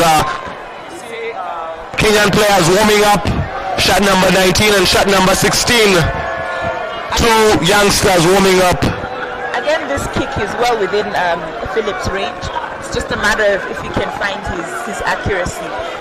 He's been uncharacteristically inaccurate today. I mean, all the kicks he's missed are kicks which would have expected him to slot easily. At what point do you think it is necessary to change a kicker if the first kicker is not doing things right? It would be right about now, but the problem we had in Kisumu was the kickers who were there and were not that successful either. And Philip is the number one kicker at present. You think at this point someone needs to go and hold that ball because he's going to use up his 90 seconds and he has to rush his kick, and it's a long kick, and that's a characteristic of rushing a long kick. Yeah. Very unfortunate. What a kick, what a kick. 22-meter dropout. Talk about high pressure games and Philip's kick. No, but in this case, the ball had fallen. The ball, yeah. And so he had to start again, and the ref was pointedly looking at his watch. So Philip knew he could not go through his whole long preparation again, so he rushed the kick. Someone was really supposed to just rush it and come and hold something. You put to have advantage because it's a 22-meter dropout. Shem Joseph just changed rhythm for Simon Miyafu. And Griffin Silla just coming for Toby Captain. Casito, very good fielding in this game. He has safe hands. Daudi Semwami with his first touch of the ball. The Kenyans are trying to hold him up, but the Ugandans, the ball is stolen. Andrew Amonde. That's the reason he was called back into this team. Hot guys. Wow. Cook asked for the ball. Went for the long pass. Kilonzo. Wow, loose pass. And Jacob Oje. Pius Okena with the tackle. Nerves, you can feel the nerves at Chadondo with Uganda trailing. Both here are even on aggregate. Onsomu, Lilako, Curtis drops the ball, and Robert Aziku kicks it to try and get some extra meters. Michael.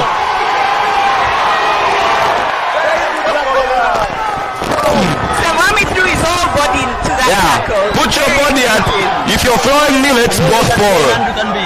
Yeah. Onsomu. We have seen Onsomu trying to dig the ball out. in the sevens, so. We just played against him anyway. Yeah. Who's that shot number 5? Shot number 5. For Kenya. Malcolm Monsando has actually been carrying very well in this game now. Shame is also coming on to carry so well. Kuka moving the ball very simply, just making sure that everyone gets a feel of the ball.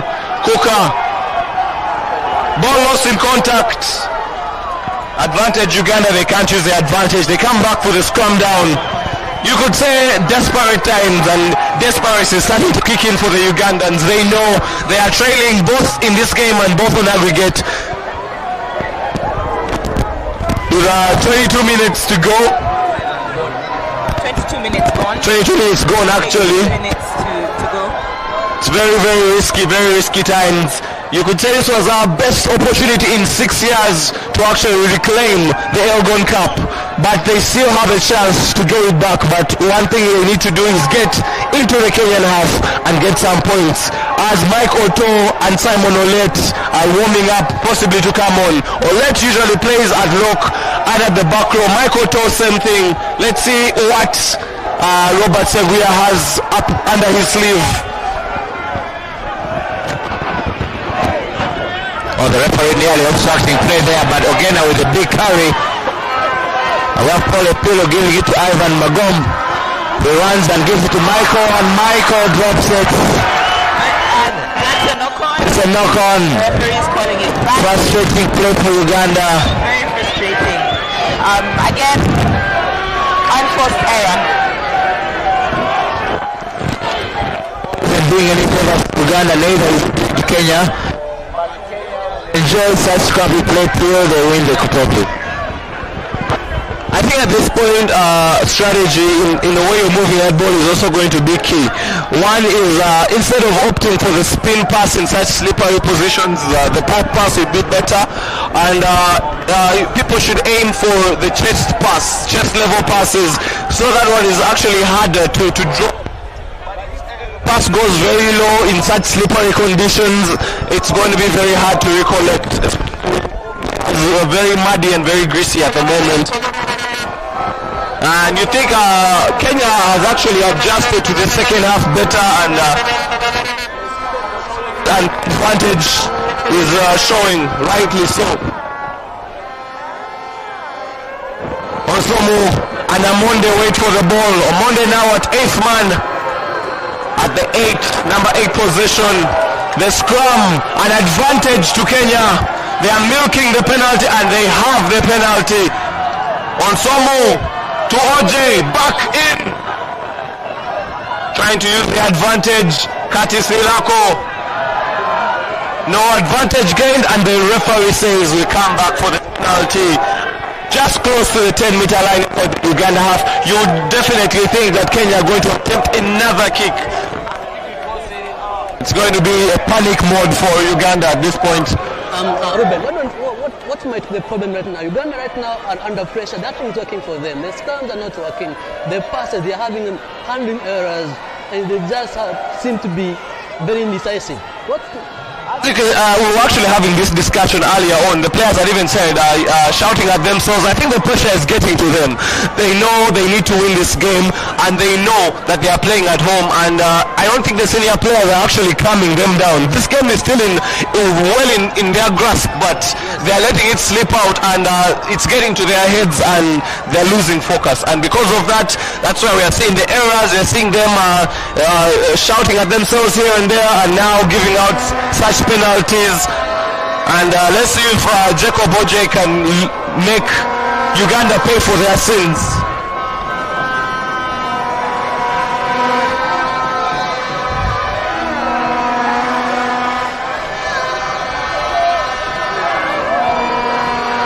There was a lot of crisis coming into this game from the Kenyan camp, dropping majority of the players. But if they get this win and they take the Elgon Cup back, Boje drops down this.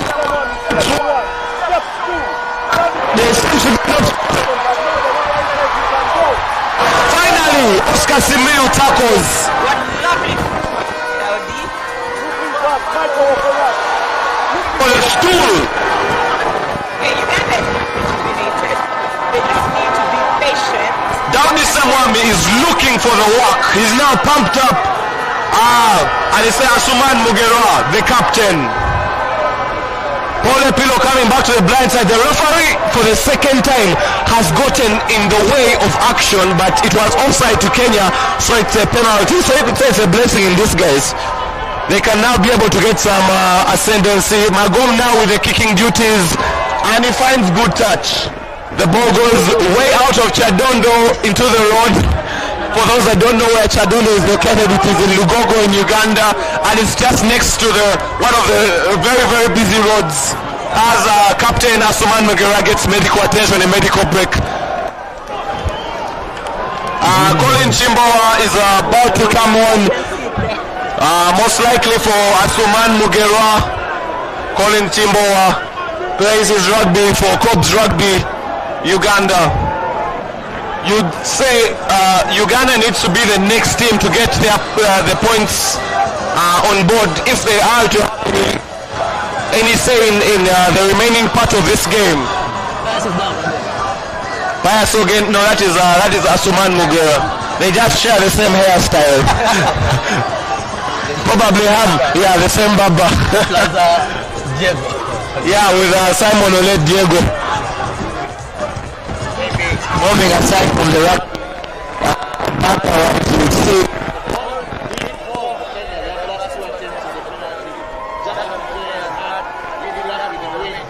But alluded us. The line out is coming up, and we have another player. That's Practical Huko coming on. And then we have Isaac Njoroge. Isaac Njoroge coming on as well. Pilo fumbles the ball. We'll need to retain that ball and keep it safe for Uganda. Isaac Njoroge will move to the fullback, and then Anthony Odhiambo is going to move to his natural position, number 10 position. Right.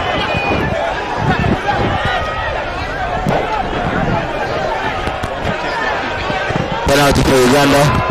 So again, finding touch. Very good touch from Ivan.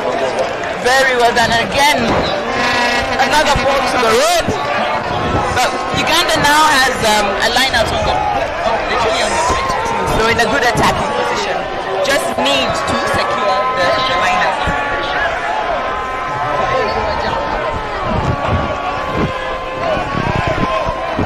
Looks set up for a maul here by Nasava in the scrum up position. And they go for the maul. And Kenya can't seem to withstand on an advantage to Uganda. Back in the diving seat at this moment. Out here. Upswing. Oh. Taking time. What do you take, Ruben? They still some time. So this is their last attempt to actually have a line out. If this fails, they'll need to start. And if they don't also regain this line, they're going to feel mental as well. Such circumstances as this, do you go for a full match? So just you have to use your best jumper, who in this case is Charles Uhuru, so that you drive as much as possible, sucking the defense as much as possible, and you're not able to get the Australia-like try from the maul. Then the ball. So Uganda has secured the line out. The maul hasn't quite worked out, but Uganda still has possession. Uhuru with the ball.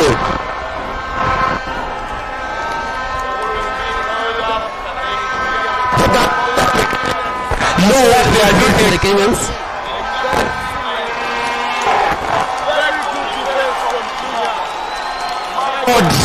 They were able to isolate.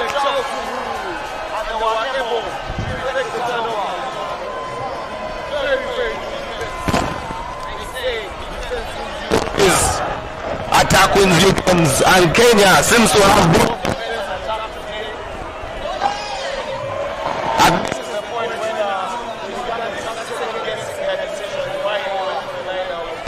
But The line out was a good option. it was a good option, and they collected it. They collected well, but it's just what happened after the mall. After the mall collapsed or didn't advance, Uhuru went in more or less when he was isolated, and the Kenyans pinned him on that and held him up so that he could not go to ground. And it was impossible for him to go to ground, and the Ugandans couldn't get a mall going. So scrum to Kenya. Whatever happens, nonetheless, Uganda to keep on the pressure they need to keep in the Kenyan half.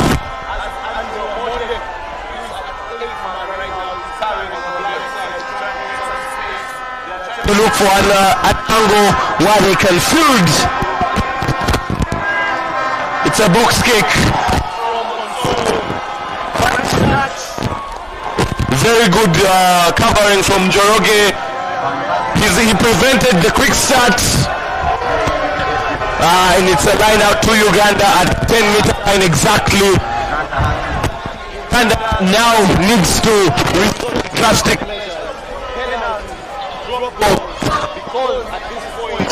Kenya is leading on 19 points to 16. Everything also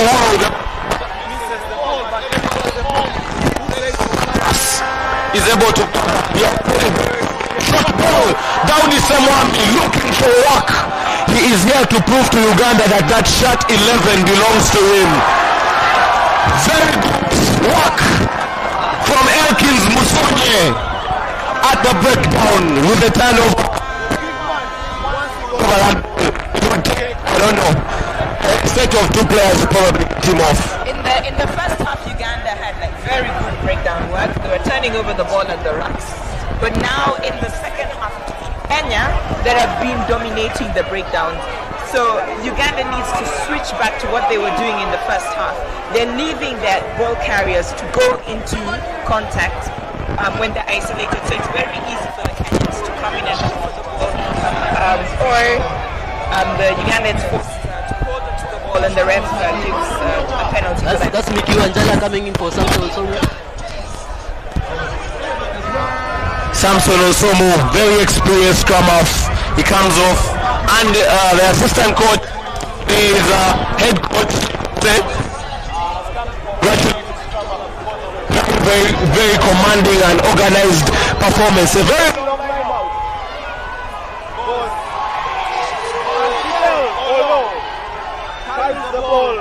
Baboon.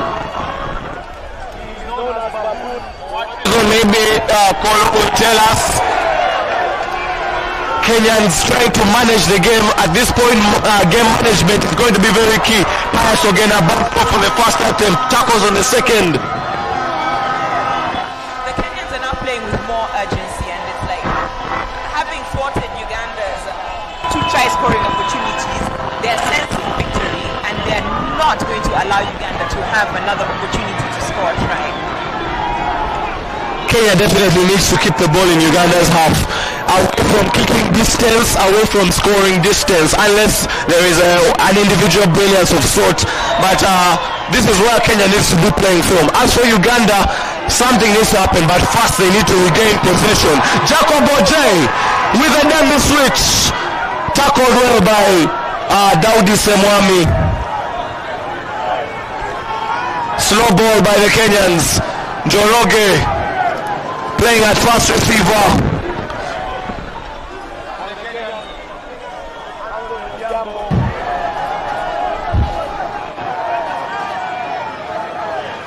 Wanjala Michael distributing well. Slow ball. He's taking his time as long as the ball reaches. Who's down? Brian Asava looks a bit hit in the contact, and what does the referee say? First offense, scrum down to the Kenyans.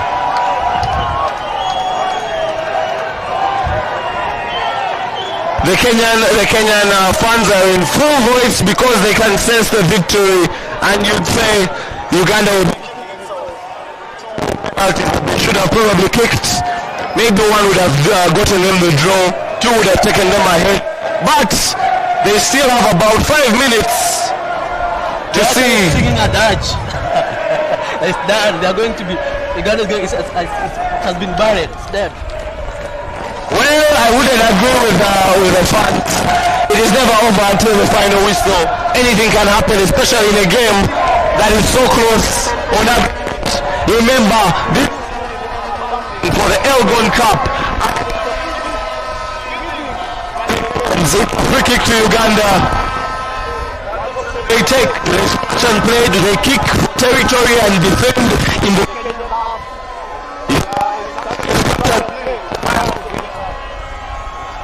Not the smartest of decisions.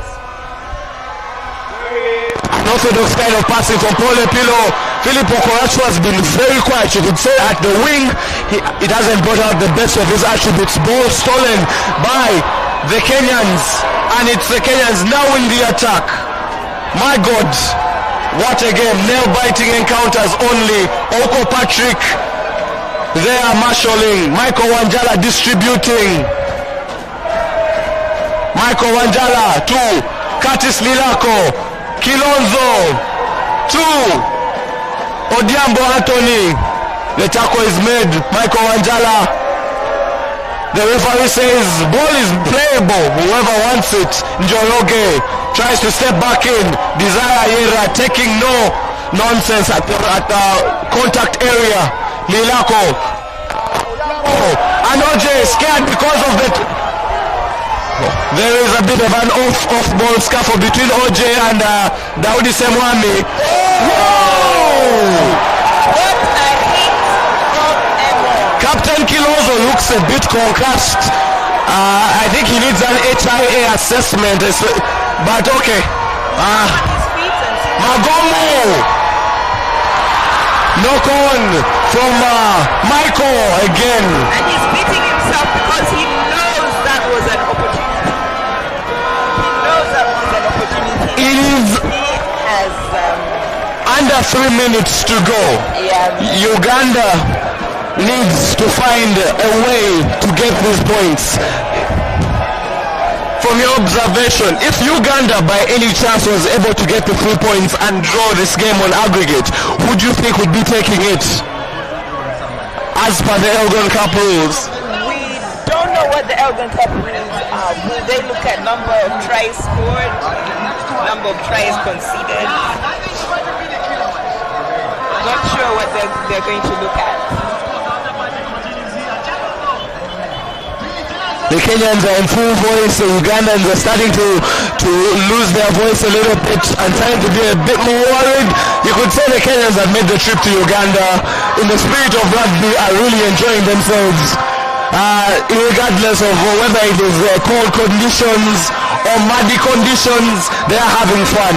And rugby is about having fun. After consultation with the touch judge, Sauda Adiru, the referee gives the penalty.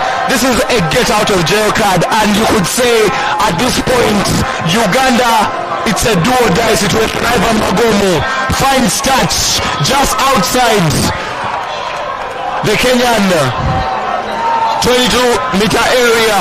Okay, so again, this line must be secured. And again, Uganda must beat through the faces. Yeah, definitely. Patience. Had a great shift today. They've been Patience is very key. Patience is very key. And Uhuru does as he is known to do, collects the ball. Asawa to Kanyanya. Shem is trying to get his hands on the ball. The ball goes to the back line. Magomu, Desire Ayera, the young man. And Kenya trying to hold it up again. Amonde spearheading that. They are trying to kill the advantage. But Takla not rolling away while the referee was not giving a penalty. Maybe because the ball can be through the gaps, a very small gap.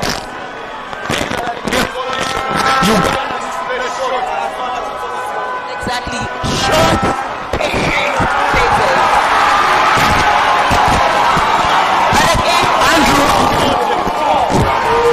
Andrew Amonde and Elkins Musoni have been dominant at the breakdown. That was a poor decision by Ivan. He should have let that ball go to the force to let them carry the ball instead of taking it in himself. They didn't expect him to take that ball in, so when they were not able to react fast enough. Okay, react fast because support play is key. As we see Asuman Mugewa, the captain, trying to tell his players, come and we play. It's never over. Down, not to look down. You would say that Uganda has lost so many Elgon Cups in the past few years, but this would really hurt because it was so close and they had the control of this game coming into this game in Kampala.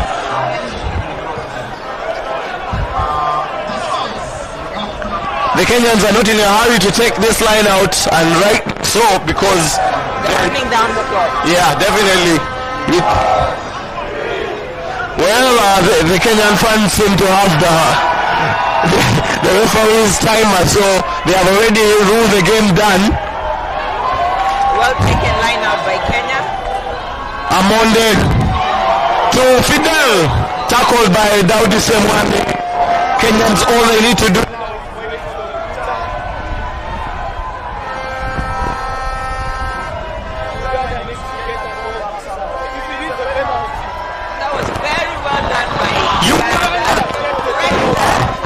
This point. If only Uganda can be patient, because we still have a very long way to get to the final. They need to be as careful. Look at them. They weren't able to take that side. Ronald Kanyanya going under the big man Elkins Musonye. It cannot be a mole when there are no Ugandan players. Knees on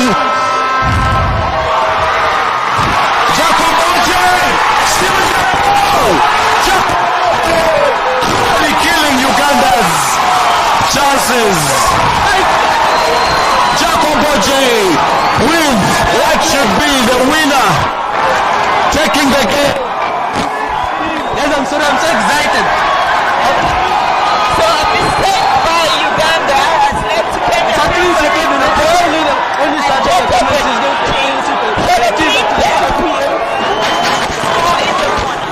You could say a miss. The Uganda was saying that being held at them not taking They had already bound on and then they let go. and then they released. Yes, which Once you bind already and release, already a more was filled. so look, it's safe to say that Kenya has regained the Elgon Cup. Not again. We have defended. Oh, well, it's the same, regain and defend. It's still Jacobo J, very big shift. Yeah. What do you guys have to say about Jacobo J or anyone who has stood up for you from the Kenyan side? Possible contender for man of the match. He was stepped up, he kicked in the points when needed, and he has scored the try that has put the dagger into Uganda's hearts.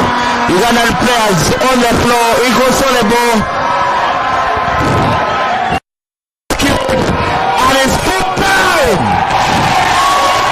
And Jacob took away the game for the Kenyans, and it ends by Uganda 16 Kenya. second half performance from Uganda. No points on board. Uganda were not ready to play the second half. They came in too defensively, and just nothing seemed to work out right in attack. Small mistakes which cost them, and ultimately led to the last try, which was the final name of the Definitely, we talked about this. The mistakes, the team definitely suffer the more. And Uganda with so many knock-ons, especially. And they were unable. And the Kenyans, what a big shift. And definitely Jacobo J has been awarded man of the match with a point on board and that final try. They have come and they have delivered. They know at home they can, and they get the result away from home.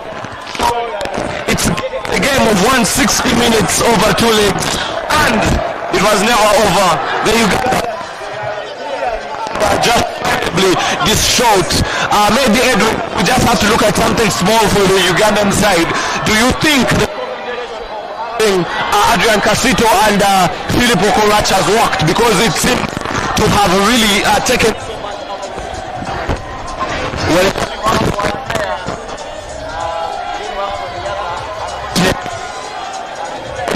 for his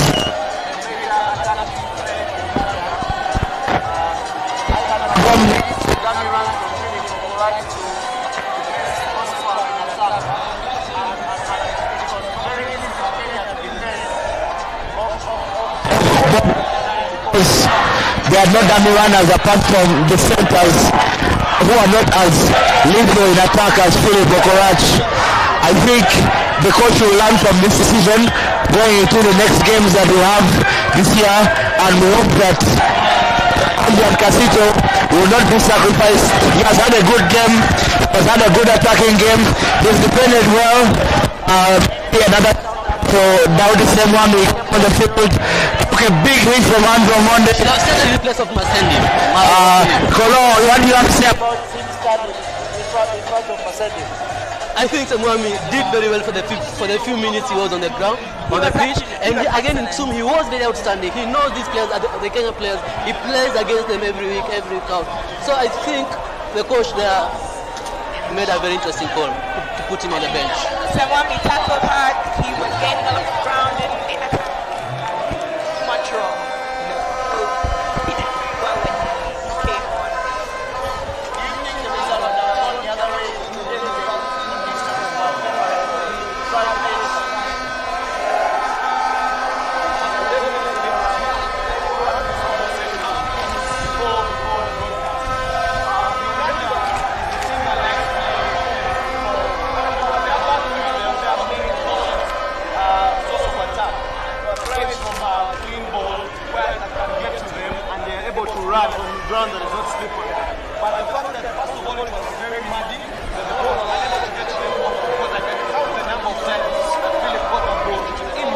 my right hand. And you know, that's another reason why, even if Philip was at 15, count the number of times Adrian got the ball. He rarely saw the ball either. It was a case of the ball really not moving to our dangerous players as it should have. So I don't really think that having Philip at 15 would have made much of a difference. I think the difference in this game was those mistakes. That played a huge part. And when you're chasing, you tend to panic and take very many errors. Would have been more comfortable, and then the Kenyans would be chasing, uncomfortable, and be making mistakes. So it's all about that. And it's just one of those on pitch putting a hard shift and did the best that they could. And it turned out to be a highly entertaining game of rugby, despite not so ideal pitch conditions.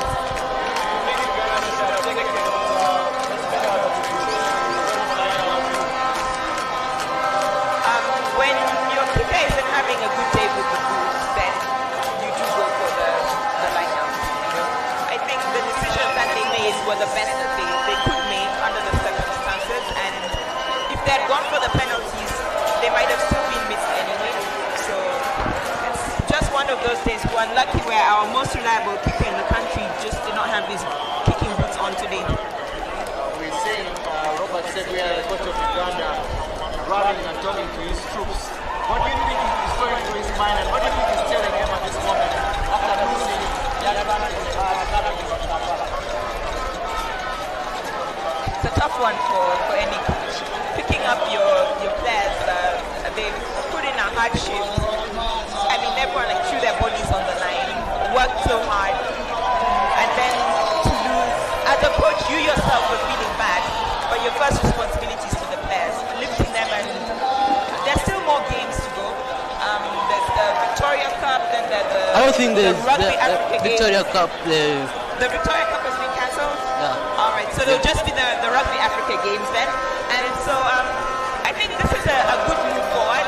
There's been combinations tried out, and we've seen some good things as well. So this is good for the future games coming up. So I don't think the players should beat themselves up too much.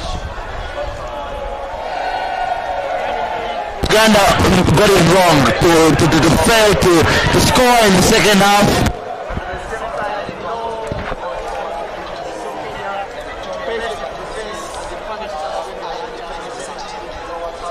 I think Uganda were again too desperate to score, and so they were making mistakes that they really shouldn't. The numerous knock-ons really killed us, forced offloads. Then again, like sort of people watching your teammate going into contact but not following up to run. And the Kenyans targeted the breakdown this time, and whereas in the first half we were successfully turning over the Kenyans, they were successfully turning us over in the second half. And so we were not able to really get any good momentum going forward. Now follow picture Paulo Dera, who is currently in Brazil right now. When he gets the news, what do you think Kenya has to do going forward from this game to make progress in rugby? I think he will be very excited, and the good news, probably we're playing that it's going to rub off the boys, young boys in Brazil. They're playing against Brazil tonight at 1 a.m. So I think this is going to motivate those young boys in Brazil and Coach Paulo Dera, and we hope we're going to have 3 teams winning today. Lioness have won, Simbas have won, Chippa, I believe we're going to win tonight. What do you have to say about the enormous performance by Andrew Monde? He made a very vital turnover there on Ivan Magom, which changed the routine of the game. I called it. I told him he's going to be a game changer. Andrew plays with heart, with passion, and gives 100% whatever he does. And you've seen today, this afternoon, he's been immense at the breakdown, very, very, very big carries. And actually, he went back to number 8 towards the end of the game, and he stabilized that scrum. And I think it was split between OJ and Amonde, who's going to be the man of the match. They actually announced OJ as the